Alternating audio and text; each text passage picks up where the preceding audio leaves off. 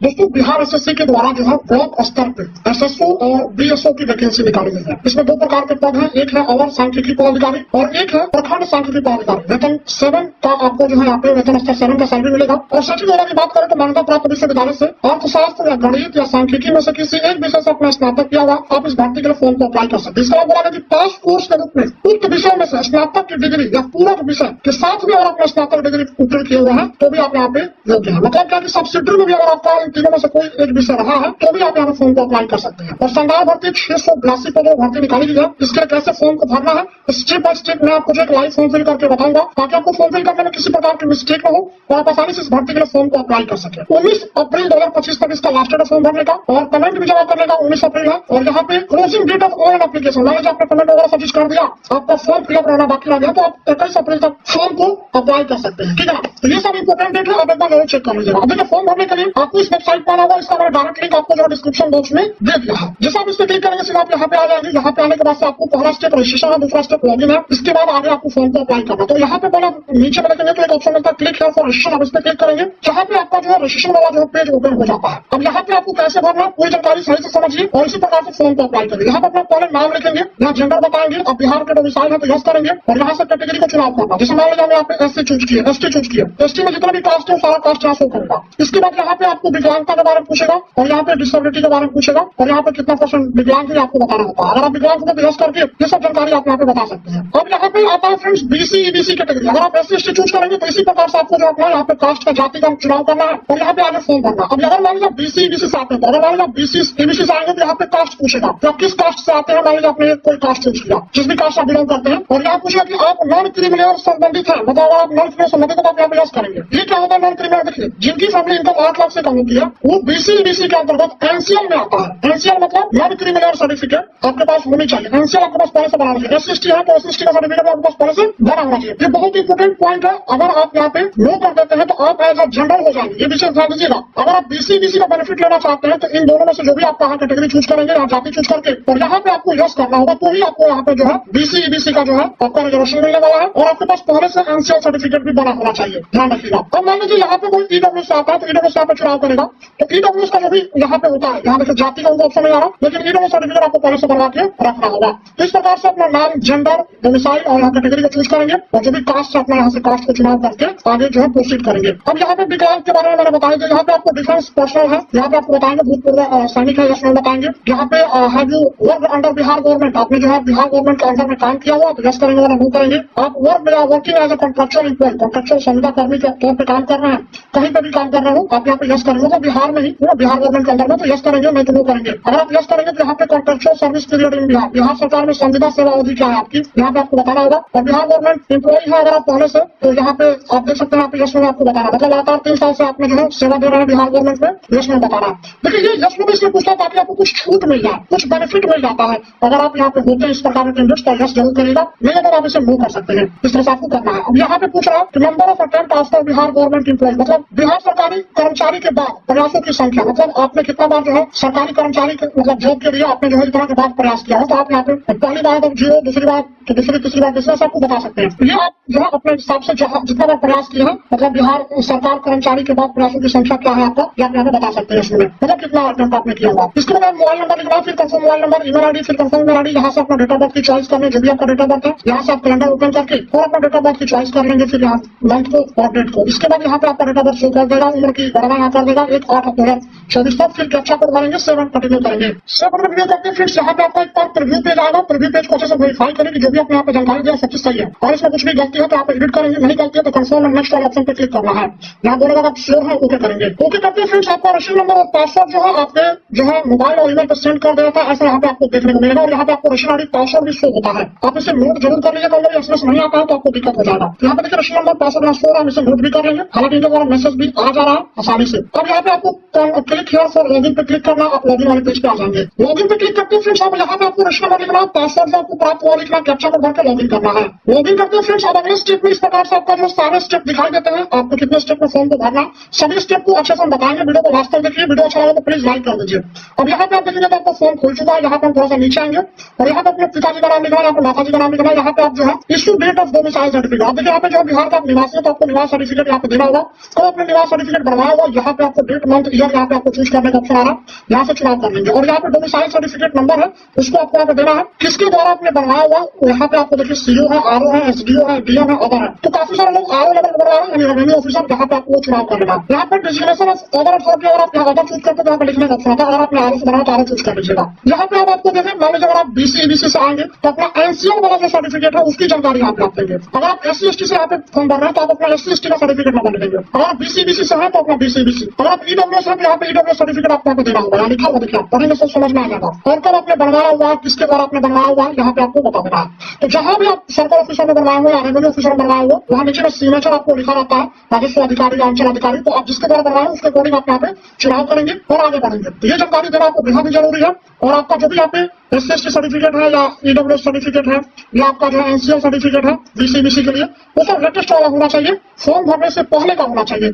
मतलब ये नहीं कि बहुत पहले 5 साल 7 साल पहले नहीं, लेटेस्ट वाला 1-2 साल के अंदर का होना चाहिए और फॉर्म भरने से पहले का बना होना चाहिए, ये भी सिर्फ ध्यान देना है। इसके बाद यहाँ पे आप देखेंगे तो नीचे में ये सब जानकारी ऑलरेडी हमने जो फिलअप किया हुआ है। और नीचे आएंगे तो आपको पूछा फ्रीडम फाइटर के आश्रित है, यस नो बताना। अगर होते तो यस करके यहाँ पे उसकी जानकारी भरना होता है, नेशनलिटी बताएंगे, अपने पास आधार कार्ड यस करेंगे, आधार संख्या लिखेंगे, दूसरा आईडी प्रूफ आपका क्या देना चाहते हैं आप चुनाव करेंगे। और फिर मैंने यहाँ पे आधार कार्ड चूज कर आधार संख्या लिख देंगे। और हम यहाँ पे voter I D card choose करें, वोटर आई डी संख्या लिख सकते हैं। यहाँ नोटिफिकेशन मार्क्स बॉडी में पहचान पूछ रहा है, जैसे तीर का निशान, कटा का निशान, जला का निशान, जो भी आप यहाँ पे बता देंगे। क्या आपको कभी किसी पात्रता परीक्षा से यूपीएससी बोर्ड या अन्य राज्य आयोग के द्वारा प्रतिबंधित किया गया, डिवाइडेड किया गया, तो यस करेंगे नो करेंगे। इसके बाद यहाँ पे अपना प्रॉपर एड्रेस लिखना है। एड्रेस लिखने में आई थिंक आप लोगों को दिक्कत नहीं होगा। यहाँ पे देखिए सब चीज एड्रेस में प्रॉपर एड्रेस लिखेंगे। यहाँ पे village, police station, post office, यहाँ स्टेट, यहाँ डिस्ट्रिक्ट, पिन कोड, सब चीज अच्छे से लिखना। फिर इसको क्लिक करना है तो परमानेंट एड्रेस सेंशन इधर कॉपी हो जाएगा आपका। एक्सटेंशन करेगा कमांड की तरफ अलग है तो अलग अलग दिनों का लिख सकते हैं। उसके बाद सबमिट करेंगे। सबमिट करते यहाँ पे कंफर्मेशन पेज आ रहा है, कंफर्मेशन पेज को दोबारा से चेक करेंगे, हाँ सारे जानकारी सही है, कुछ भी गलती है तो एडिट करेंगे, नहीं गलती है तो आप process to for net payment पे क्लिक करेंगे। अब यहाँ पे जो भी आपका आवेदन शुल्क लग रहा है यहाँ पे आपका शो होता है, आप यहाँ पे चेक करेंगे। यहाँ पे 2 ऑप्शन मिलेगा, एसबीआई का, आईसीआईसी का। कोई भी ऑप्शन का चुनाव करके प्रोसेस ऑनलाइन पेमेंट पे क्लिक करना है। प्रोसेस पेमेंट पे क्लिक करते फ्रेंड्स यहाँ पे आपके पास जो है कार्ड का ऑप्शन मिलता है, यहाँ पे क्रेडिट कार्ड का ऑप्शन मिलता है, नेट बैंकिंग का, यूपीआई का भी ऑप्शन है। अब जिस भी माध्यम से पेमेंट जमा करना चाहते हैं वो माध्यम का चुनाव करेंगे। जैसे यहाँ पे क्यूआर कोड चूज कर लेते हैं और यहाँ पे पेमेंट पे क्लिक करके क्यूआर कोड स्कैन क्या करेंगे, पेमेंट को जमा कर लेंगे। और इसको स्कैन कर सकते हैं फोन पे, गूगल पे के थ्रू और पेमेंट जमा कर लेंगे। पेमेंट जमा करते हमारा जो है पेमेंट वाला ऑप्शन जो है कंप्लीट हो जाएगा। अब जैसे पेमेंट जमा करेंगे आपको रिफ्रेश नहीं करना, थोड़ा सा वेट करना, स्कैन करने के बाद से पिन वगैरह डालने के बाद से वेट करिएगा, ऑटोमेटिक रीडायरेक्ट कर देगा पेमेंट कंफर्मेशन होते हैं। थोड़ा सा वेट करेंगे, यहाँ पे ऑटोमेटिक पेमेंट ले रहा है, प्रोसेस हो गया, मैंने पेमेंट जमा कर दिया है ऑनलाइन स्कैन करके फोन पे से। अब ये देखिए प्रोसेस हो जाएगा ऑटोमेटिक, थोड़ी देर में प्रोसेस हो जाएगा। आपको वेट करना देखिए, नीचे में टाइम नीचे होगा, देखिए ऑटोमेटिक प्रोसेस हो रहा है। अब दूसरा स्टेप हमारा कंप्लीट हो चुका है। अब हमको तीसरा स्टेप में आना है, हम तीसरा स्टेप पे क्लिक करेंगे। ये देखिए पेमेंट सिर्फ डाउनलोड करना है, डाउनलोड कर सकते हैं, सेव नेक्स्ट पे क्लिक करेंगे और हमारा तीसरा स्टेप खुल जाता है। यहाँ पे आप देखेंगे कि यहाँ पे आपको 10th का जो है क्वालिफिकेशन में सब जो है सब्जेक्ट का नाम लिखना है आपको, 10th में जो सब्जेक्ट आपने पढ़ाई किया हुआ, फिर बोर्ड का नाम, फिर टोटल मार्क्स कितना का था, मान लीजिए 10th का होता है, आपको मिला सपोज जो है 360 नंबर, तो ऐसा बता देंगे सर्टिफिकेट नंबर या मार्कशीट नंबर, कोई एक आपको लिखना है और सही सही लिखना है। यहाँ पे सर्टिफिकेट स्टूडेंट या मार्कशीट इशू कोई भी आप दोनों में सकते, यहाँ पे सर्टिफिकेट वाली जानकारी भरिए या तो मार्कशीट वाली जानकारी भरिए, कोई जानकारी को अपना करेंगे भरेंगे। अब यहाँ पे आपको जो सीरियल नंबर भी रहता है मार्कशीट के ऊपर, सीरियल नंबर भी आप यहाँ पे भर देंगे। इसके बाद यहाँ पे 12th की जानकारी भरना है, उसी प्रकार से सभी सब्जेक्ट का नाम लिखेंगे, बोर्ड का नाम, कितना मार्क्स मिला है, परसेंटेज ऑटोमेटिक आ जाएगा, सर्टिफिकेट नंबर। अब जिस कैंडिडेट्स का जो है परसेंटेज वाला सिस्टम में सीजीपीए वगैरह है, ग्रेड है, तो वो परसेंटेज में कन्वर्ट करके लिखेगा, क्योंकि यहाँ पे ग्रेड सिस्टम नहीं किया हुआ। फिर ग्रेजुएशन पूछ रहा है आपसे कि ग्रेजुएशन आपने कौन सा विषय से किया हुआ, तो तीनों में से कोई एक ही विषय आपके पास होना चाहिए, तो चुनाव करेंगे। और इसके अलावा कोई और आपके पास विषय है तो आप इसे यहाँ पे भर सकते हैं, छोड़ देंगे। इसे आज मैथमेटिक्स चूज करने के बाद से यहाँ पे बोर्ड या यूनिवर्सिटी का नाम लिखेंगे, तो यूनिवर्सिटी आएगा, यूनिवर्सिटी का नाम लिख दीजिएगा। यहाँ पे कितना में कितना मार्क्स आपको मिला हुआ यहाँ पे आपको बता देना है, सभी मतलब सेमेस्टर को मिला के। और यहाँ पे सर्टिफिकेट नंबर आपका क्या है और यहाँ पे आपका सर्टिफिकेट का इशू डेट क्या है, आपको यहाँ पे चुनाव करना है। ये आप जो है अच्छे से सारी जानकारी को भरेंगे। अब यहाँ पे आपसे पूछा भी रहा है ग्रेजुएशन में कौन सा कोर्स किया आपने, बीएससी है, बीकॉम है, क्या है, इस तरह से आपको चुनाव भी करना है, ठीक है ना। अब यहाँ पे आपको बताना है कि आपके पास और एक्सपीरियंस है तो यस करेंगे नहीं करेंगे। अगर आपके पास यस होता है यहाँ पे तो ये सब जानकारी भरना, तो हम इसे नहीं करके सबमिट करेंगे। देखिए फिर जैसे यहाँ पे सबमिट पे क्लिक करें, यहाँ पे बोला कि सब्जेक्ट और भी भरिए यहाँ पे ग्रेजुएशन वाला। देखिए यहाँ पे सब्जेक्ट में एक तो आपको चुनाव करना है कि आप इकोनॉमिक्स से पढ़े हैं कि मैथ है, स्टैटिक है, वो आप यहाँ पे एक चुनाव कर लेंगे। उसके अलावा आपका जो भी विषय रहा है ग्रेजुएशन में वो सब भी आपको यहाँ पे लिख देना है और उसके बाद से मार्क्स वगैरह भर के यहाँ पे सबमिट कर देना है, ठीक है ना। ये आपको भरना है, सबमिट करना है। सबमिट करते हैं फ्रेंड्स यहाँ पे आपका जो है फॉर्म सबमिट हो जाता है। यहाँ पे आपको कंफर्मेशन पेज अगेन आता है, अच्छे से वेरीफाई करिए जो भी अपने क्वालिफिकेशन दिया वो सब चीज सही है कि नहीं है। इसके बाद यहाँ पे 7 नेक्स्ट कर देंगे अब अगले स्टेप में आपको फोटोग्राफ अपलोड करनी है, सिग्नेचर अपलोड करनी है, डॉक्यूमेंटेशन जो भी है। यहाँ पे आपको passport size recent colour passport size photo आपको अपलोड करनी है, जो कि बोला गया 1 माइनस ज्यादा का बोल्ड नहीं होना चाहिए, 200 बाई 230 पिक्सल का होना चाहिए। यहाँ फाइल को चूज करेंगे, आपका फोटो सेव हो जाएगा। यहाँ पे आपको सिग्नेचर अपलोड करना है जो कि 10 से 20 केबी के बीच और 200 बाई 60 पिक्सल का होना चाहिए।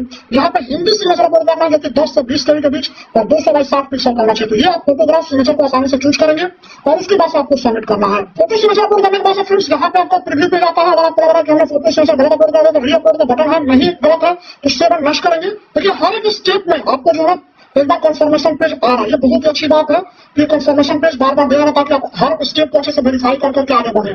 चलिए करते हैं सेव नेक्स्ट। अब यहाँ पे आपको लाइव फोटो अपलोड करना है, तो लाइव फोटो के लिए यहाँ पे आपको अलाउ दिस टाइम आपको क्लिक करना है।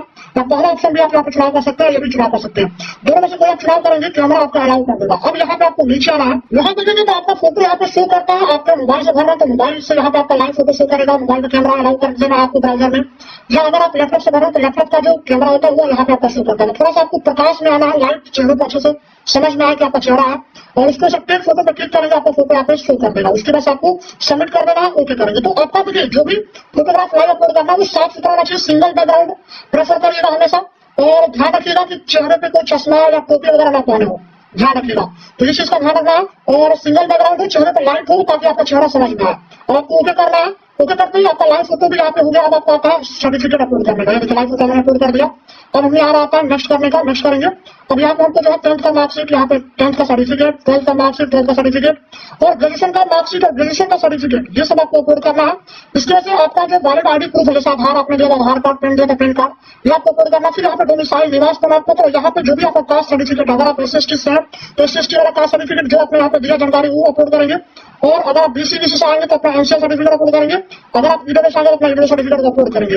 ये सारा का सारा फाइल 50 से 1 MB के बीच होना चाहिए, विशेष ध्यान देना आपको, यहाँ पे गलती नहीं करना। PDF में यहाँ पे आपको जो है बोला गया आप PDF में यहाँ पे अपलोड करेंगे और यहाँ पे सब चीज लिखा हुआ अच्छे से। और देखिए आप जब भी पास आउट करते हैं ना तो आपका मार्कशीट अलग होता है, सर्टिफिकेट अलग होता है। मार्कशीट में आपके जो पूरे मार्क्स के ब्यौरा लिखा रहता है, किस विषय में आपने कितना मार्क्स मिला। लेकिन सर्टिफिकेट में क्या है कि आपका सर्टिफिकेट में बस लिखा रहता है कि आपने जो है इस यूनिवर्सिटी से इतने ईयर में आपने जो है ये 3 साल का 4 साल का कोर्स जो है आप क्वालिफाई किया। तो वो आपको सही से अपलोड करना, जो जहां मांगा उसी को अपलोड करना है। अपलोड करने के बाद यहाँ पे सबमिट कर देंगे। डॉक्यूमेंट अपलोड करते फिर यहाँ पे सबमिट हो जाएगा, सबसे पहले अपलोड हो जाएगा। यहाँ पे फाइल साइज सही से रखिएगा, 50 से 1 MB के बीच रखना है। और यहाँ पे आप चाहे दोबारा क्लिक करके देख सकते हैं, व्यू कर सकते हैं। यहाँ पर आपको रीअपलोड करना तो रीअपलोड भी कर सकते हैं अगर आपको कहीं गलती हो जाए तो। अगर फोटो क्लियर करना है, फाइनल सबमिट पे क्लिक करना है। आपसे बोलेगा कि बाद में नहीं कर सकता, ओके करना है, आपका फोन जो फाइनल सबमिट हो जाएगा। उसके बाद से फाइनल सबमिट होते हैं एप्लीकेशन सिलेक्ट ऑप्शन मिलेगा, आप इसे प्रिंट आउट निकाल के अपने पास हार्ड कॉपी सुरक्षित रख लीजिएगा। इस प्रकार से फ्रेंड्स हमने बात किया कि बिहार SSC के द्वारा जो वैकेंसी निकाली गई है और सांख्यिकी पदाधिकारी और प्रखंड सांख्यिकी पदाधिकारी के पदों पे, इसके लिए कैसे आपको फॉर्म को अप्लाई करना है। आपके मन में कोई भी डाउट है कमेंट बॉक्स में पूछ लीजिएगा। मिलते हैं फ्रेंड्स किसी नेक्स्ट वीडियो में। जय हिंद, आपका